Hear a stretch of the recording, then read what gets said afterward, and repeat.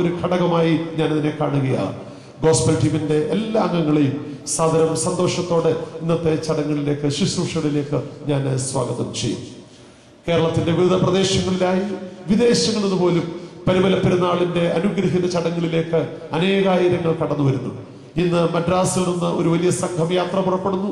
ബോംബെയിൽ നിന്നും ഇന്ത്യയുടെ വിവിധ ഭാഗങ്ങളിൽ നിന്നും കേരളത്തിന്റെ നാനാഭാഗങ്ങളിൽ നിന്നും വലിയ ജനസമുദ്രമായി അടുത്ത ദിനങ്ങൾ ഇവിടെ തീരുകയാണ്. തീർച്ചയായിട്ടും കാലേക്കൂട്ടി ഇപ്രകാരമുള്ള ഒരു ശുശ്രൂഷകളിൽ അനേക ആളുകൾ കടന്നു വരുന്നു എന്നുള്ളത് സന്തോഷമാണ്. നമ്മുടെ കുടുംബങ്ങൾ കൂടുതൽ ദീപ്തവും ഭദ്രവുമായി തീരുവാൻ തക്കവണ്ണം സങ്കീർത്തനക്കാരൻ അനുഗ്രഹീത കുടുംബത്തെ കുറിച്ച് പ്രകീർത്തിക്കുന്നത് പോലെ, നീ ഭാഗ്യവാൻ, നിനക്ക് നന്മ വരും. നിന്റെ ഭാര്യ വീട്ടിനകത്ത് ഫലപ്രദമായ മുന്തിരിവള്ളി പോലെ, നിന്റെ മക്കൾ മേശയ്ക്ക് ചുറ്റും ഒലിവതൈകൾ പോലെ വിധിക്കും. യഹോവ ഭക്തനായ പുരുഷൻ അനുഗ്രഹീതനാകും. നമ്മുടെ കുടുംബങ്ങൾ ഇപ്രകാരം സാക്ഷ്യമുള്ളതായി തീരട്ടെ, ദീപ്തി പരച്ചുന്നതായി തീരട്ടെ.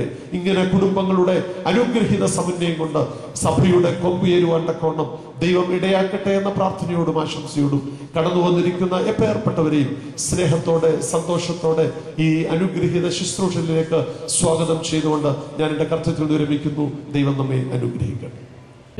വലിയ തിരുനാമത്തിന് മഹത്വം ഉണ്ടായിരിക്കട്ടെ. പ്രധാനപ്പെട്ട ഒരു തിരുത്ത് സ്വാഗത കർത്താവ്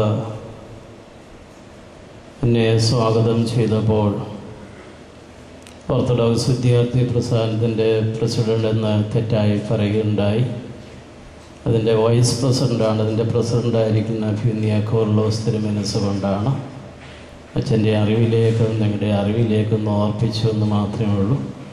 ഓർത്തഡോക്സ് വിദ്യാർത്ഥി പ്രസ്ഥാനത്തിൻ്റെ പ്രസിഡന്റ് ഗിയോറീസ് മാർ കോർലോസ് തിരുമേനിയാണ്. രണ്ടാമത് ഒരു മുൻകൂർ ജാമ്യം. അധ്യക്ഷൻ്റെ ജോലി എല്ലാവരും പോയാലും മീറ്റിംഗ് തീരുന്നവരെ സ്റ്റേജിൽ ഇരിക്കുക എന്നുള്ളതാണ്. ഞാൻ കോർലോസ് തിരുമേനിയുടെ ഉദ്ഘാടന പ്രസംഗം കഴിയുമ്പോൾ സ്റ്റേജിൽ നിന്ന് താഴേക്ക് ഇറങ്ങുന്നതായിരിക്കും. അതുകൊണ്ട് അധ്യക്ഷൻ എന്നുള്ള നിലയിൽ ഒരു മുൻകൂർ ജാമ്യം എടുക്കുകയാണ്. മൂന്നാമത് കുടുംബ നവീകരണ ധ്യാനം എന്നുള്ളൊരു ടൈറ്റിലാണ്. നവീകരണക്കാരോട് താല്പര്യമുള്ളതായ സമൂഹമാണ്. എങ്കിലും ഞാൻ അതിൻ്റെ ഉള്ളടക്കത്തിലേക്ക് കടക്കുന്നില്ല. എങ്കിലും ലക്ഷ്യം നല്ലതാണെങ്കിലും പേര് ക്രിസ്തീയ കുടുംബമാണ് അതിനെക്കാട്ടും നല്ലതായിട്ടുള്ളത്. ഏതായാലും ശരി, ഈ ശുശ്രൂഷ അനുഗ്രഹകരമായി തീരട്ടെ എന്ന് പ്രാർത്ഥിക്കുകയാണ്. കുർബാന കഴിഞ്ഞ് മറ്റൊരു പരിപാടിയുടെ അവസരത്തിലാണ് DHN വന്നത്.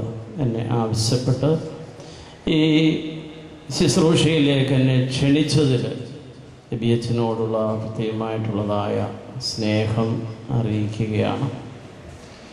മർത്തമറിയ സമാജത്തിൻ്റെ പ്രവർത്തനത്തിലൊന്ന് ജൂലൈ 15 മുതൽ ആഗസ്റ്റ് 15 വരെയുള്ള ഒരു മാസക്കാലം 720 മണിക്കൂർ നീണ്ടു നിൽക്കുന്ന ബൈബിൾ പാരായണം പ്രത്യേകമായ ഒരു ശുശ്രൂഷയായിട്ട് അതിനെ കാണുന്നുണ്ട്.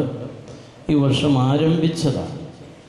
സമാജാംഗങ്ങളല്ലെങ്കിലും സഭ മുഴുവനായി അത് ഏറ്റെടുത്ത് ജൂലൈ മാസം 15 മുതൽ ആഗസ്റ്റ് 15 വരെയുള്ള ഒരു മാസക്കാലം തുടർച്ചയായി പലരും ചേർന്ന് വേദോസ്തവം വായിച്ചാൽ അത് ഏറ്റവും അനുഗ്രഹമായിരിക്കും. വേദോസ്തവമായിട്ടുള്ള നമ്മുടെ ബന്ധം ശക്തമാക്കുവാനായിട്ട് സാധിക്കും.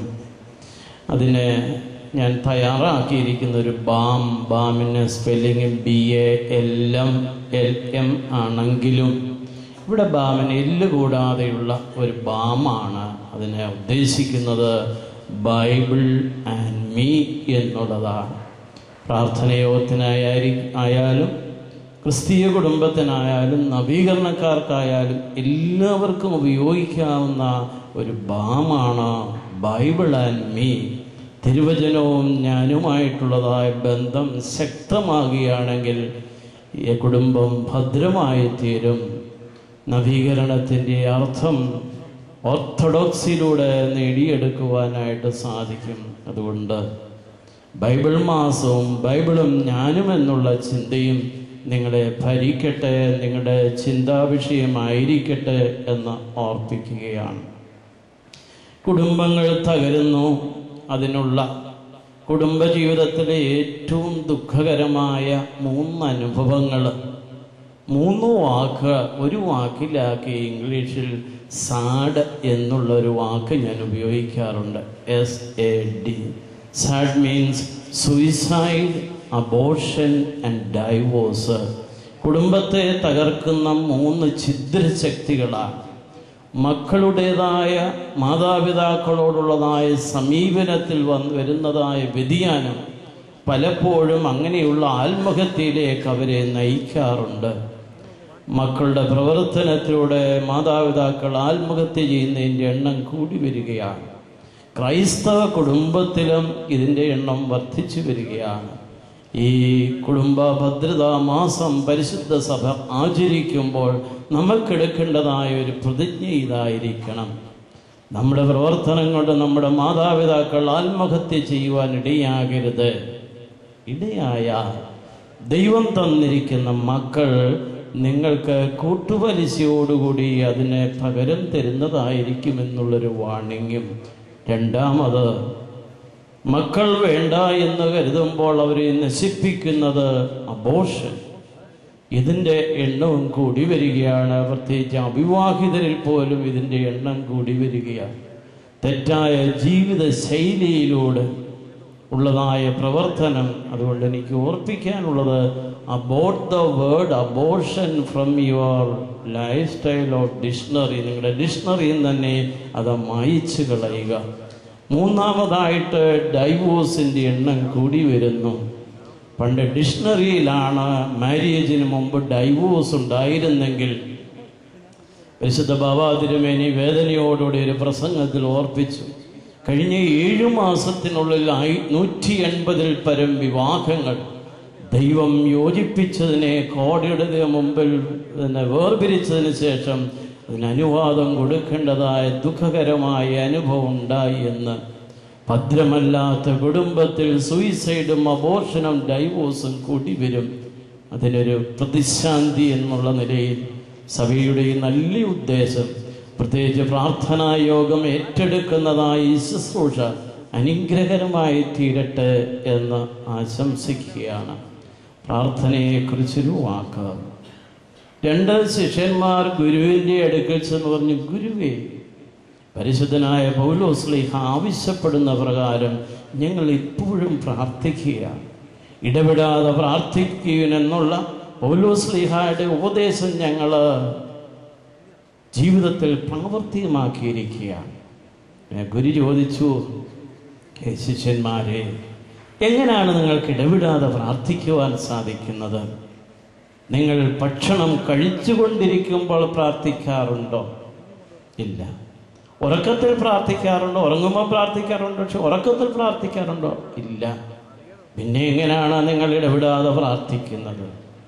ഗുരുവേ, നിങ്ങൾക്ക് തെറ്റിപ്പോയി. ഉടനെ ഗുരു പറയാണ്, എന്നാൽ എനിക്ക് ഇടപെടാതെ പ്രാർത്ഥിക്കുവാൻ സാധിക്കും. ശിഷ്യന്മാർ ചോദിച്ചു, അങ്ങ് ഭക്ഷണം കഴിക്കാറില്ലേ? അങ്ങ് ഉറങ്ങാറില്ലേ?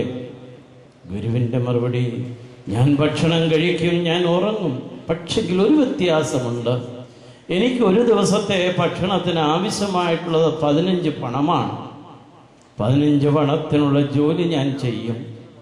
10 പണത്തിന്